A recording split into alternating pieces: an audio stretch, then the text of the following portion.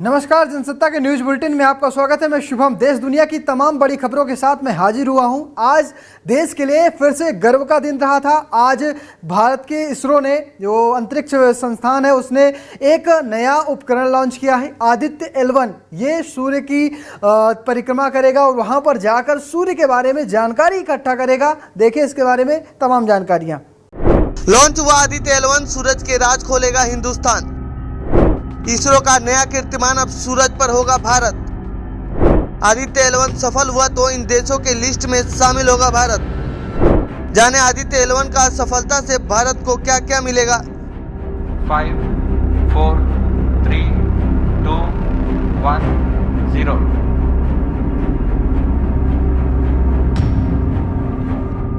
भारत ने चंद्रयान 3 की सफलता के बाद अंतरिक्ष में एक और इतिहास रचने जा रहा है। चांद के बाद इसरो ने सूर्ययान आदित्य L1 को लॉन्च कर दिया है। इसे शनिवार यानी 2 अगस्त की सुबह 11:50 पर श्रीहरिकोटा के लॉन्चिंग पैड से भारत ने आदित्य L1 मिशन की सफल लॉन्चिंग की। इसका मिशन है सूरज का चक्कर लगाना और वहां हो रहे बदलाव की जानकारी इसरो तक पहुंचाना। इसे L1 पॉइंट में स्थापित किया जाएगा। तो आइए जानते हैं इस रिपोर्ट में क्यों खास है इसरो का ये Aditya L1 mission.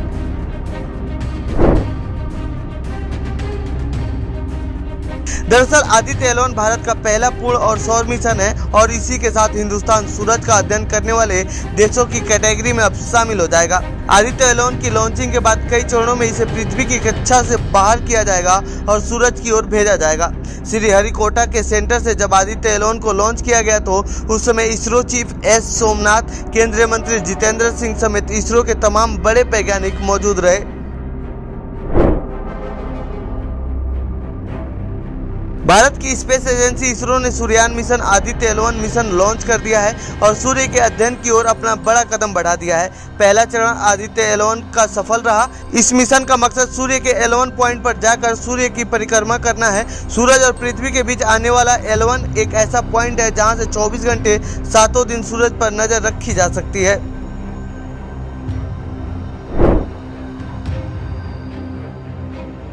Aditya L1 एक सैटेलाइट है जो सूरज की परिक्रमा करेगा। इसरो द्वारा इस सैटेलाइट में 7 पेलोड भेजे जा रहे हैं। इनमें 4 सूरज का अध्ययन करेंगे और बाकी L1 पॉइंट को समझेंगे। इन सभी पेलोड से कोरोनल तापमान, मास इंजेक्शन, प्री फ्लेयर, अंतरिक्ष का मौसम और सूरज के आसपास के कण और उसके बारे में जानकारी मिलेगी।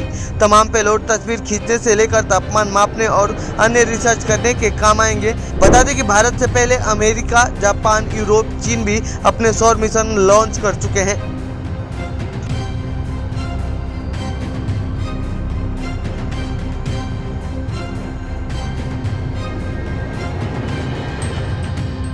इसरो ने आदित्य L1 लॉन्च कर दिया है। ये बहुत जल्द, या कहें 127 दिन बाद सूर्य के L1 पॉइंट पे पहुंच जाएगा। फिर वहां से सूर्य के जो वातावरण है उसकी जांच करेगा और वहां पर क्या चल रहा है वो सब बताएगा। देखिए इस पर हमारी खास रिपोर्ट। चांद के बाद अब सूरज की ओर बढ़ा भारत। आदित्य L1 लॉन्च होने के बाद भारत का बढ़ा कद। सूरज के पास पहुंचकर ये काम करेगा आदित्य L1। 14 जुलाई को भारतीय अंतरिक्ष अनुसंधान संगठन यानी इसरो ने चंद्रयान 3 मिशन को लॉन्च किया था। चंद्रयान 3 को चांद के साउथ पोल पर उतरना था। मिशन सफल भी हुआ और चंद्रयान ने 23 अगस्त को साउथ पोल पर सफल लैंडिंग करके हुए दुनिया का एक नया इतिहास रख दिया। चांद से मुलाकात के बाद अब सूरज से मिलने की बारी है। आज भारत का पहला सौर मिशन आदित्य L1 भी लॉन्च हो गया है, लेकिन ये चांद की तरह सूरज पर लैंड नहीं करेगा। इसका कारण है कि सूरज का तापमान इतना ज़्यादा है कि पृथ्वी की कोई भी चीज़ उसे बर्दाश्त नहीं कर सकती। ऐसे में आखिर ये आदित्ययान करेगा क्या, ये हम आपको बताएंगे। क्या है इसके मिशन वो भी आपको समझाएंगे। दरअसल Aditya L1 mission observatory class mission है। ये पहली भारतीय अंतरिक्ष आधारित ऑब्जर्वेटरी वेधशाला में होगी। अब तक हम जो भी अध्ययन सूरज को लेकर करते आए हैं वो सब दूरबीन की मदद से थे, लेकिन हमारे पास स्पेस में टेलीस्कोप नहीं है।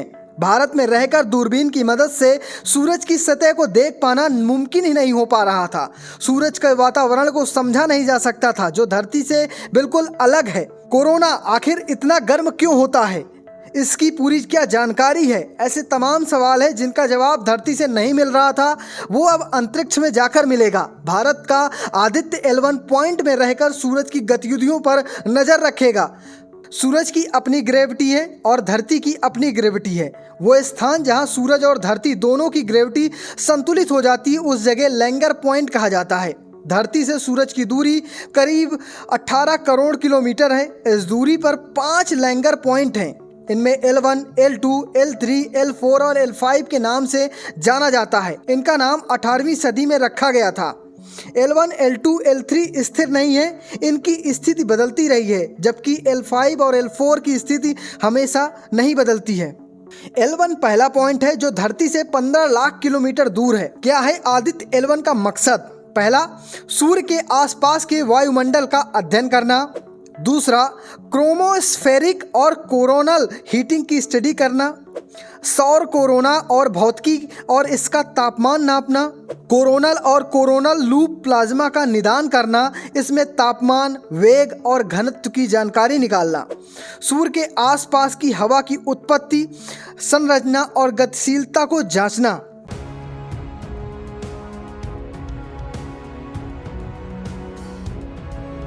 आदित्य L1 को लेकर तमाम सारी जानकारियां रही। इस दरमियान हमारे साथ एक वैज्ञानिक ने बताया कि क्या होंगे आदित्य L1 के फायदे, वो आप सुनिए उनकी जुबान से। आदित्य सूर्य का ही एक नाम है और L1 क्योंकि ये L1 पॉइंट पर इसको जो है वो स्थापित किया जाएगा। अगर हम इस पॉइंट से आगे जाएंगे तो सन जो है अपनी ऊर्जा से, अपने गुरुत्वाकर्षण से उसको अपनी तरफ खींच लेगा और इस पॉइंट से पीछे जाएंगे तो अर्थ अपने ग्रेविटेशनल पुल से उसको खींच लेगी। इस पॉइंट पर इस ऑब्जर्वेटरी को स्थापित किया जा रहा है ताकि करीब से सूर्य को हम समझ पाएं, सूरज में होने वाली गतिविधियों को हम समझ पाएं। सन के पास जाना ही एक बहुत डेफिनेटली एक बहुत बड़ा टास्क है। 4 महीने का समय लेगा पहुंचने के लिए। आदित्य सूर्य का ही एक नाम है और L1 क्योंकि ये L1 पॉइंट पर इसको जो है वो स्थापित किया जाएगा। तो लेग्रांज 1 ये पॉइंट है।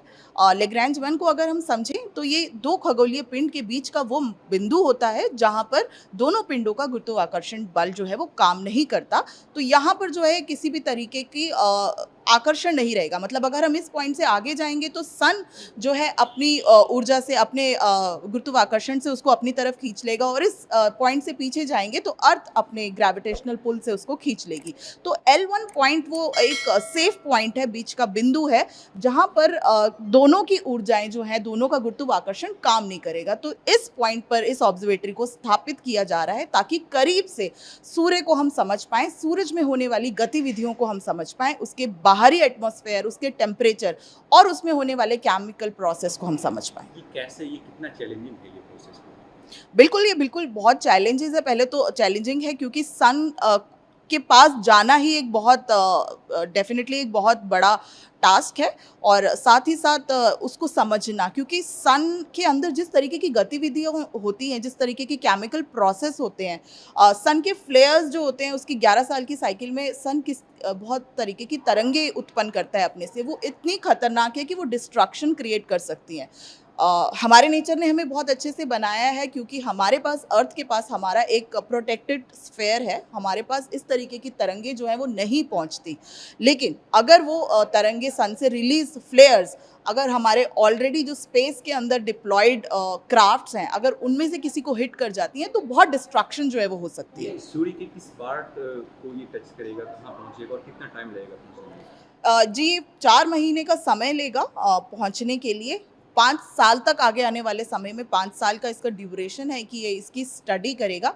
L1 पॉइंट, जैसे कि मैंने बताया, ये L1 पॉइंट पर रहेगा। ये सबसे सेफ पॉइंट है और लगभग सबसे करीबी पॉइंट है जहां से सूरज का एनालिसिस कर सकते हैं। इस दौरान L1 पे जब ये हेलो ऑर्बिट में उतारा जाएगा तो ये हेलो ऑर्बिट में उतारने के सन के को प्रोसेस करने के बाद, स्टडी करने के बाद सन की डिटेल स्टडी कर पाएगा, क्योंकि इस ऑर्बिट पे सन हमें पूरी तरह से दिखाई देगा। मतलब ग्रहण के दौरान भी हम सन की ऑब्जर्वेशन कर सकते हैं, अकल्टेशन के दौरान भी हम ऑब्जर्वेशन कर सकते हैं। पहुंचने का ये कह सकते हैं कुछ ही कंट्री ने अभी ट्राई किया है, इंडिया भी इसमें शामिल हो रहा है। आप क्या कुछ कहना चाहते हैं? जी बिल्कुल। अब ऑलरेडी बहुत से ईसा, नासा जैसे बहुत से ऐसे देश हैं जिन्होंने सन पे ऑब्जर्वेशन करे।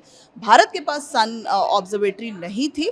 आदित्य L1 के साथ हमारे पास सन के भी आंकड़े मौजूद होंगे, जो हमें स्पेस वेदर को समझने के लिए, आगे आने वाले अंतरिक्ष मिशंस को समझने में बहुत सहायक होंगे। जेट एयरवेज के फाउंडर नरेश गोयल को गिरफ्तार कर लिया गया। उन पर बैंक से धोखाधड़ी का मामला है और ईडी ने उन पर कार्रवाई की है। क्या कुछ है इसके पीछे की कहानी, देखिए हमारी खास रिपोर्ट पे।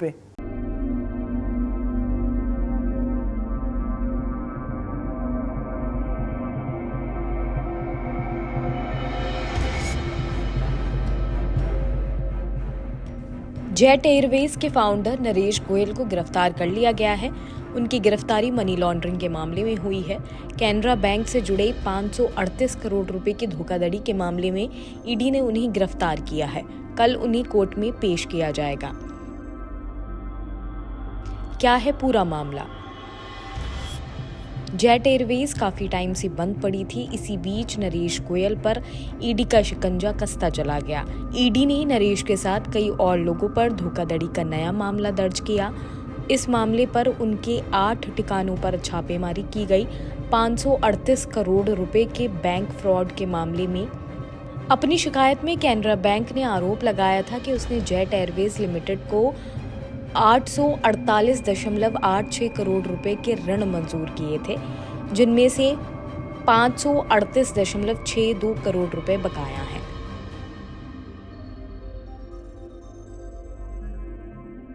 आपको बता दें कि सिर्फ ये एक मामला नहीं है जिसमें नरेश गोयल पर जांच चल रही है। इसके अलावा भी कई और मामलों पर उनमें जांच चल रही है।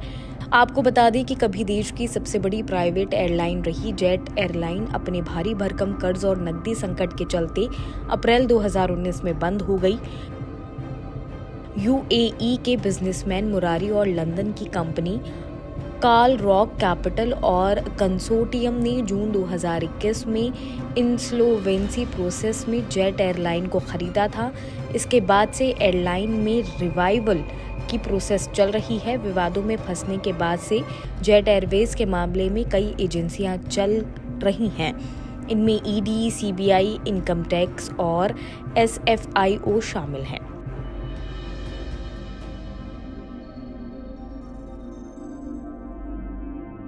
बता दें कि 1990 के दशक की शुरुआत में टिकटिंग एजेंट से एंटरप्रेन्योर बने नरेश गोयल ने जेट एयरवेज इंडिया लिमिटेड की शुरुआत कर लोगों को एयर इंडिया का अल्टरनेटिव दिया था। उस वक्त जेट के पास कुल 120 प्लान थे और वे लैंडिंग एयरलाइन में से एक हुआ करते थे। The joy of flying tagline वाली कंपनी पीक पर थी और हर रोज 650 फ्लाइट का ऑपरेशन करती थी। जब कंपनी बंद हुई तो उसके पास केवल 16 प्लेन्स रह गए। मार्च 2019 तक कंपनी का घाटा 5,535.75 करोड़ रुपए हो चुका था।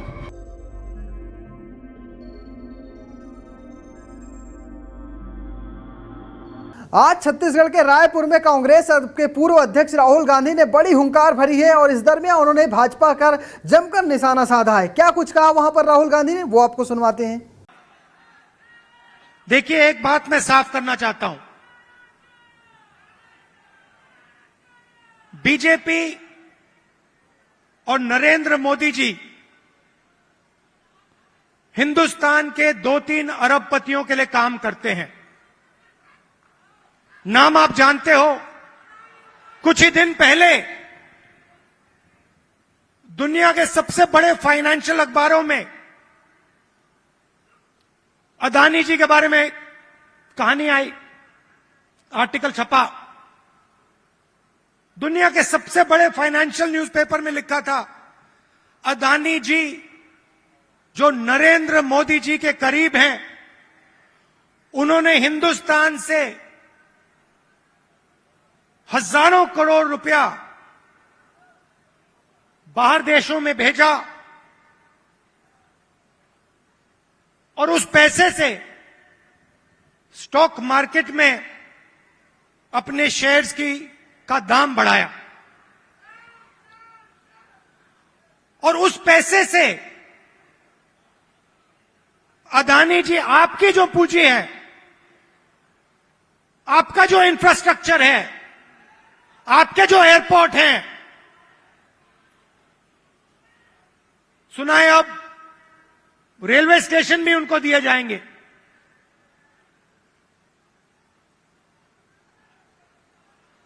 पूरा का पूरा एक व्यक्ति के हवाले किया जा रहा है। और मैं साफ कहना चाहता हूं कि चाहे वो कर्नाटक की सरकार हो, छत्तीसगढ़ की हो, राजस्थान की हो, हिमाचल की हो, और जो अभी आने वाली हैं तेलंगाना, मध्य प्रदेश, ये सारी की सारी सरकारें गरीबों की सरकारें होंगी, अदानी की सरकारें नहीं होंगी। और प्रधानमंत्री को साफ कहना चाहिए, देश को बताना चाहिए और छत्तीसगढ़ के युवाओं को बताना चाहिए कि वो अदानी जी पर इंक्वायरी क्यों नहीं करवा रहे हैं। ऐसी क्या बात है कि नरेंद्र मोदी जी अदानी जी पर इंक्वायरी नहीं करा सकते हैं? 2-3 सवाल हैं भाई और बहनों, युवाओं। ये जो हजारों करोड़ रुपए हिंदुस्तान से बाहर गया, ये पैसा किसका था? पहला सवाल, ये अदानी जी का पैसा नहीं था, ये किसी और का पैसा था। किसका पैसा था? ये पहला सवाल है। प्रधानमंत्री जी कोई इंक्वायरी नहीं करवाएंगे। मैं आपको साफ कह देता हूं, हिंदुस्तान का प्रधानमंत्री अदानी जी पे कोई इंक्वायरी करा ही नहीं सकता, क्योंकि अगर उसका इंक्वायरी का नतीजा निकल गया तो नुकसान अदानी जी को नहीं होगा, नुकसान किसी और को होगा। जब से केंद्र सरकार ने स्पेशल सत्र का आयोजन करने की बात कही, तब से लेकर वन नेशन वन इलेक्शन की बात पर काफी ज्यादा जोर दिया जा रहा है। क्या है इसके पीछे की कहानी, वो हमारी देखिए इस खास रिपोर्ट पे। संसद के विशेष सत्र की घोषणा के एक दिन बाद सरकार ने एक देश एक चुनाव की संभावना तलाशने के लिए पूर्व राष्ट्रपति रामनाथ कोविंद की अध्यक्षता में एक समिति का गठन किया। रामनाथ कोविंद ये अध्ययन करेंगे कि देश में कैसे एक साथ लोकसभा और राज्यसभा चुनाव कराए जा सकते हैं। एक देश एक चुनाव को लागू करने पर काम करने से पहले संविधान में व्यापक बदलाव, नए कानून, राज्यों के बीच आम सहमति और चुनाव के बाद की जटिलताओं को ध्यान में रखना ये सरकार के लिए आगे की प्रमुख कानूनी चुनौतियां हैं। लोकसभा और विधानसभाओं के लिए 5 साल का कार्यकाल निर्धारित। एक साथ चुनाव कराने के लिए लोकसभा या राज्यसभा के कार्यकाल में बदलाव करने में पहली चुनौती 5 साल के कार्यकाल की संवैधानिक रूप से निर्धारित सीमा है। संविधान के आर्टिकल 32(2) के तहत लोकसभा और विधानसभाओं के लिए 5 साल का कार्यकाल निर्धारित है। निर्वाचित सरकार के गिरने पर सदन के समय से पहले भंग होने के अलावा इस प्रावधान में कुछ अपवाद भी हैं। जन प्रतिनिधित्व अधिनियम 1991 की धारा 14 और 15 चुनाव कराने की प्रक्रिया को नियंत्रित करती है। इसके अनुसार चुनाव आयोग को संविधान द्वारा निर्धारित 5 साल की सीमा के अनुसार चुनाव कराने की भी जरूरत होती है। संविधान में इन बदलावों की जरूरत। हालांकि किसी सदन के भंग होने पर उसका कार्यकाल कम किया जा सकता है, पर ऐसा तब हो सकता है जब सरकार इस्तीफा दे देती है। इस बदलाव के लिए संविधान में एक एडिशन की जरूरत होगी।